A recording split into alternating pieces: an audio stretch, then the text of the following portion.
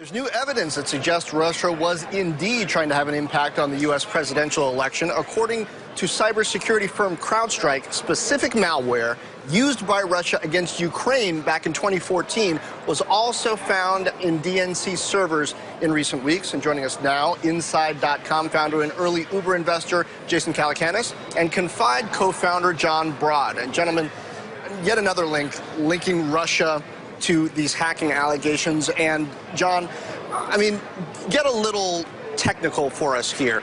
There's a specific kind of signature on the kind of malware used in this attack. You know, a group associated with Russia used it to target weapons systems that Ukraine had on the ground during that conflict. What does this add to the conversation around this? It continues to be something out of a movie. But basically what CrowdStrike has found is that the DNC hack was a variant of a hack that was used against Ukrainian military officials, which leads us all, you know, every U.S. intelligence agency and now CrowdStrike to believe that Russia was indeed involved in the hacks. And Jason, I mean, as we look at this issue, which has become political at the highest level because the president-elect Donald Trump has cast doubt on the intelligence reports linking Russia to the DNC hack. I mean, now that we have this digital fingerprint, in essence, how do you think it changes the conversation both overall and within the technology community? Well, first off, it's time for our monthly review. Number one, your privacy is an illusion. Number two, turn on two-factor authentication. If you hear my voice right now, please turn it on. And number three, write every email as if it's a blog post because you will be hacked at some point. So now that we got that out of the way, yeah, it's more evidence that this is coming from Russia. Obviously, you know, we've been kibitzing here for many years about, hey, what's the ultimate cost of hacking? And there's obviously trade secrets, there's the Ashley Madison hack, and there's people's personal privacy. And now it seems like the actual cost could be Putin placing the president of the United States in office. Now, I don't know if this is the #1 reason. It's certainly not the #1 reason Hillary lost, but it's going to be in the top 5 when we look back on it. And it should be very disturbing to all Americans. It should be very disturbing that the president doesn't trust the FBI or the CIA. And the evidence is going to just keep coming out. And if anybody's doing this in Russia, they're obviously doing it for Putin. There's nobody in Russia who is behaving in any way that is not in the interest of Putin, or else you will be put in jail, tortured, and murdered. So this is a farce that we have Trump saying, hey, ignore this, and the FBI and CIA don't know what they're talking about. Sure. Is it possible that a 400-pound hacker did this digital signature, got an IP address from Russia, and did this? Of course, it's possible. It's just not probable. But you've had congressmen on both sides of the aisle, John, up in arms over this, saying this is a bipartisan issue. It should shock people no matter which party you stand with. But at the same time, you had the president in his press briefing last week said that we could retaliate if Russia doesn't cut it out. What does retaliation look like? Is that even something we want to see? We have to. We have to send a message that this is completely unacceptable. It's a threat to our government, our system of government. And so, yes, so we need to retaliate, you know, as they have done to us, if not in even with even higher regard. What's going on here? They're agreeing with you. Okay, yes. Yes, they think as well. I'm going to say Jason, you probably don't want to retaliate all that much. One of the things about politics and these kind of delicate relations is we'd like to calm these things down and keep the world functioning.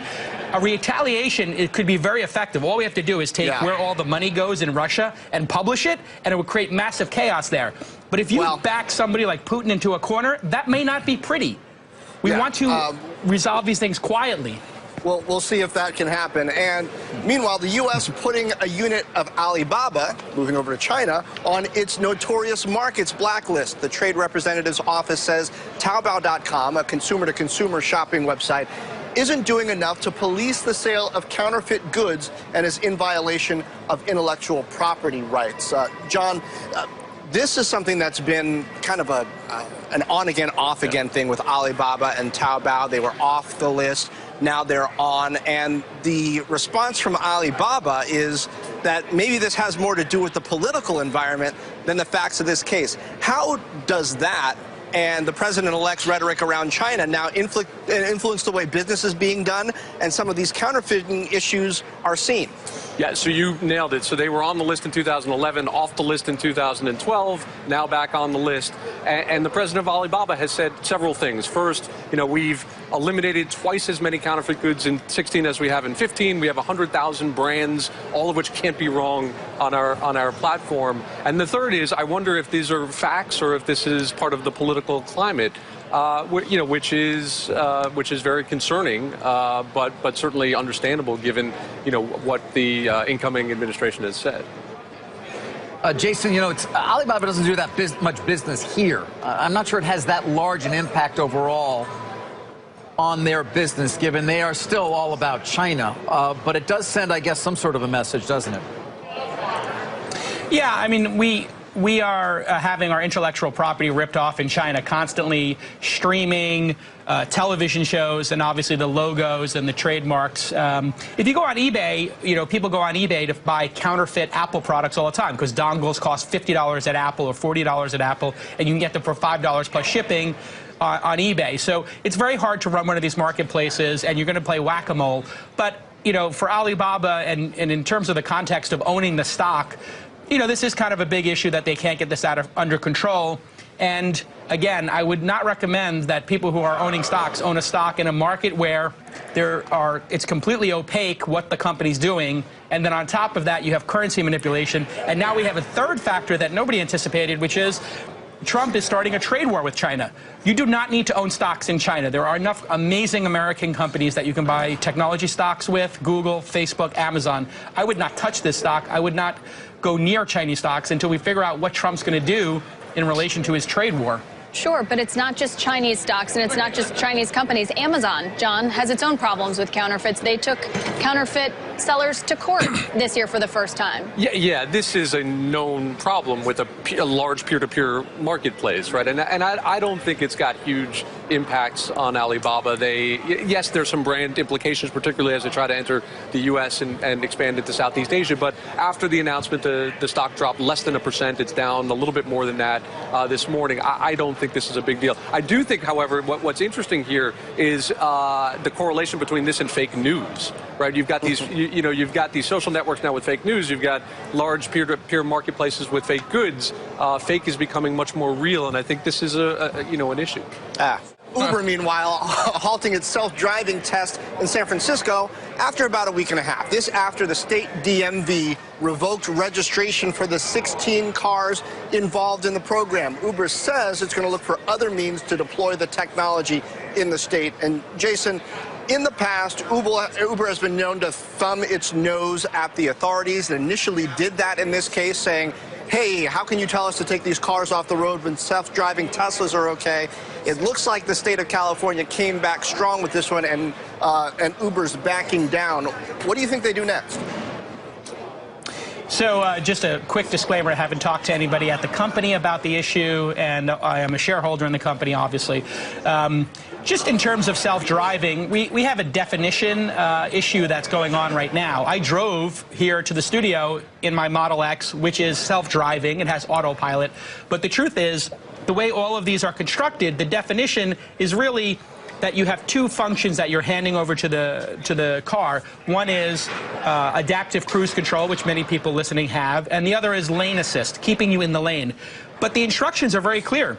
Whether it's Google's cars, Tesla's cars, or Uber's cars, your hand has to be on the wheel, and you're driving the car yourself. You're just giving a little bit of control over in terms of the distance between you and the car in front of you, and if you stop paying attention, it'll keep you in the lane. These are not self-driving cars right now. They're assisted cars, and I think it's just a definition problem. And, Uber has a history of, helping move regulators forward in terms of these definitions. And so, but John, hold on. Yes, Jason, I hear you. But John, they market these things as self-driving cars. I got the email because I used to live in the Bay Area. When they launched this program, these cars were running red lights, which is part of the reason why it drew regulators' attention. Yeah, this is odd to me. I mean, Uber is sort of saying, we're not self-driving, right? Because we have a human in the front seat who's monitoring the car at all times. I don't find the permit here overly onerous. In fact, 20 companies in California have the permit, including Google, including Tesla, including Ford. The catch is that with the permit comes certain disclosures. You have to identify when you've gotten into an accident. I think that's probably what's spooking Uber a little bit. But as a public safety, Uber has relied on their mass audience and their magical experience to get regulators to move. In this one, you've got a public safety issue, and I don't see it. But they already have a pretty large-scale trial going on in Pittsburgh, Yep. which was supposed to be, the Emerald City for test driving these things because they have 4 seasons. There are lots of hills. The city was not laid out in a grid. They have a lot of windy corners. Why not just keep your testing to one city and see how it goes and then broaden out from there? Why do they need to be in San Francisco before they figure this out? It's not clear. I mean, interesting, Pittsburgh doesn't have those same regulation requirements and the same disclosure requirements, but they've said we want California. We're 100% committed to California. The problem is the DMV is statewide. But also interestingly here is the San Francisco Mayor Ed Lee, who's traditionally come out in favor of technology companies and disruption, has apparently come out in favor of the DMV on this one. Well, I'm sure they're not giving up. They're a big company with a lot of money, even though they're not public yet. We'll see when that happens. Jason, John, thanks for joining us.